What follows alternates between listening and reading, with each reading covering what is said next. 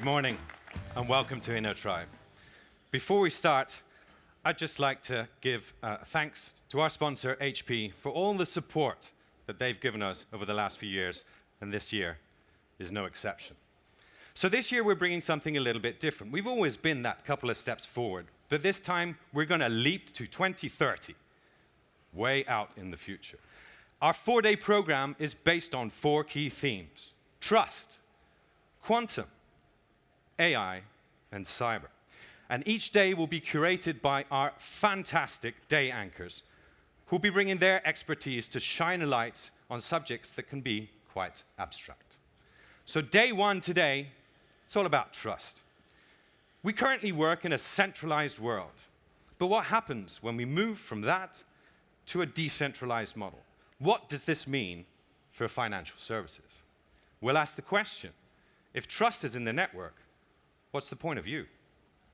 Before we take that leap 12 years into the future to the year 2030, I want to take you back.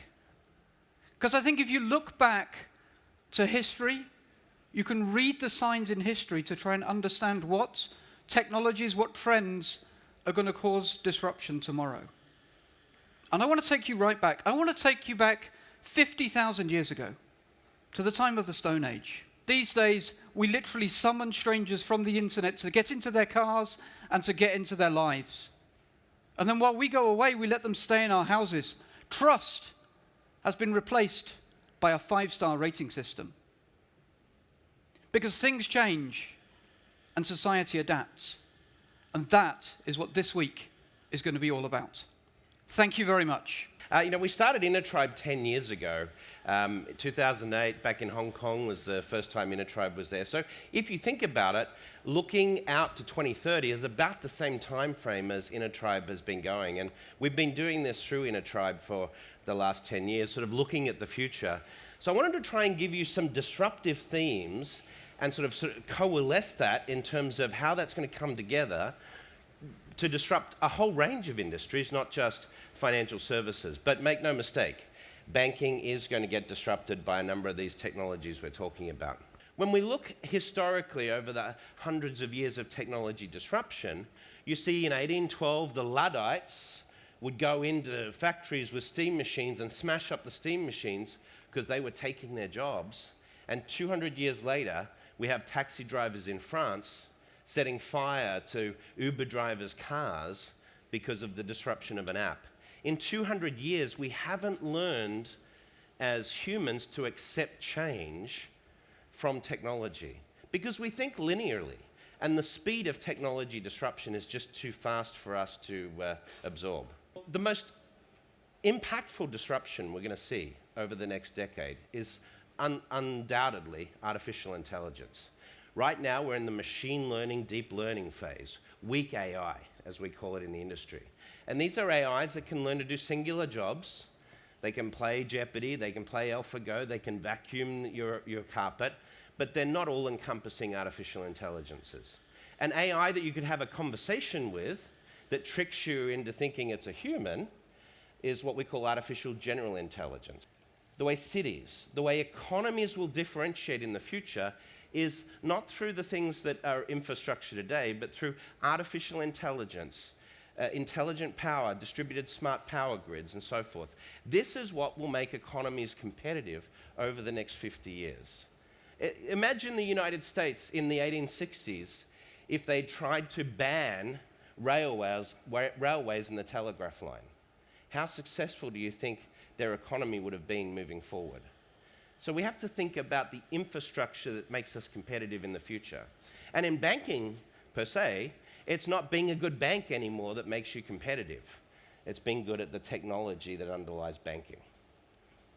Things that currently we think of as disabilities, with marrying machine technology through neural interfaces, we'll be able to give people new leases on life. This is a double amputee that received a double robotic prosthesis that is powered by a neural interface. But this technology, in 20 years' time, is probably going to be used for us to control computing devices and so forth. Our computers will literally know what we're thinking in the future. That could be scary, right? Now, where humans fit into this world is that AI has the potential to disrupt human processes that we've currently thought as necessary in things like financial services. Identity. We now know that a facial recognition algorithm, such as what you used if you came through the Australian airport system, you may have used facial recognition to get through. The reason the Australian Customs and Border Patrol uses that technology is it's 20 times more accurate than a human sitting behind a window saying, "Can you take your glasses off, please?" Right? And yet we still use wet signatures and face-to-face identity verification in the banking system. It's sort of ludicrous. Now, we put all this together, and by 2030, what we know is that in every major sector on the stock market, the leading company of that sector will be a technology-first company, not a traditional incumbent that has been in this business for the last 100 years. We see disruption of companies like Sears, General Electric, and others right now. These are early warning signals. The top 5 growth companies in the US stock markets over the last 5 years have all been technology companies. So where does this take us in terms of our expectations from an economic perspective? Over 250 years, when we look at all the technology changes we faced, how many companies, how many economies, how many industries have successfully stopped the adoption of a new technology to defend their incumbent way of business or government? 0. By 2030, bioprinted, 3D printed hearts, heart transplants. Today we can already do transplants of things like esophagus and bladders and simple organ structures like this, but livers and hearts are the next thing. I don't know about brain transplants, we're not there yet, but we'll be able to put chips, neural interfaces in our brain as well. We may ban human drivers from city centres, and the biggest employers of the future are those going to be based on the smart economy, smart infrastructure, things like solar and so forth. Now it's my pleasure to welcome our second speaker of the day. She's the head of innovation for wholesale banking at ING. She's responsible for innovation activities in wholesale banking, as well as the advanced analytics and blockchain teams, all working towards developing new solutions for clients and employees that will disrupt core banking at ING and go beyond banking. In addition to her current role, she's a member of the supervisory board of the Mondrian Fonds and a member of the executive advisory board of Squirrel. Please put your hands together for Annerie Vreugdenhil. So I think Brett King just gave a very interesting speech about what the world will look like in 2030. But he also raises a couple of questions. And obviously there are questions of what will people find important in 10 years' time. And one of the big themes in 10 years' time you can already see starting today. So there's a huge debate going on about data. Who owns the data? What does it mean if I own the data? How can I be the master of the data? Blockchain is actually a very interesting technology in this respect. It decentralizes the ownership of data to the lowest level. In its distributed model, big companies, big banks, no longer are needed to provide people with platforms or with networks. Blockchain is actually the ultimate power to the people. So this is what the world could look like in 2030, a fully distributed and connected world. And today I'm very proud to announce that ING has developed a new algorithm that gives this technology even a further layer.